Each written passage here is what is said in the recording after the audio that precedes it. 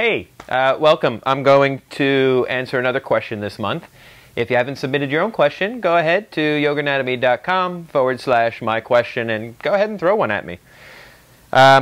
This question comes from an unknown source, and the question is, in all forward folds, should they be done with the rounded back or forehead to knee? Are there some poses throughout the series that require chin to shin? Since you said series, I'm going to assume that this person is talking about the Ashtanga series. But either way, we can keep it general about forward folding. Generally speaking, classical hatha yoga does a more rounded spine. Paschimottanasana really translates as Western stretch, or the Western sided stretch. So it's about lengthening the entire back line of the body. And so, if you're doing more classical work, probably you would be doing it more rounded. Having said that, mainstream yoga these days is more like straight, long spine. Part of the reason for that is the wrong person doing a very rounded forward bend in their spine can add pressure to the vertebrae, especially if you have a history or have bulging or herniated disc. That could be a real problem.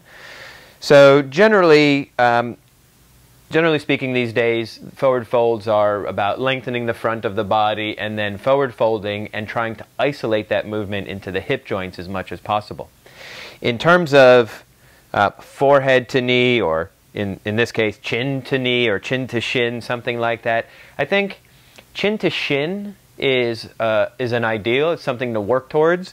As long as you're able to do that without overstraining the back of your neck, and that's going to be directly proportional to how open your hips are and hamstrings are for the forward bend itself. In other words, the further forward you fold and the flatter you get, the less of this you're going to need to put your chin down. If you're really round, you're going to have to stretch and strain the back of your neck to put the chin onto the shin.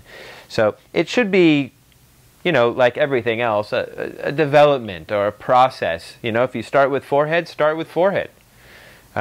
If you can do forehead, then maybe you try to touch nose, but make sure to pay attention to what's going on in the back of your neck.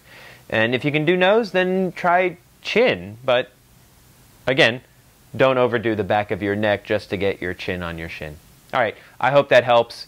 If you want to submit your own question, once again, yoganatomy.com/myquestion. And just in case you didn't know, this book, Functional Anatomy of Yoga, that I wrote last year, answers a lot of questions, similar ones to this even. So go ahead and get a copy if you don't have one already. All right, take care.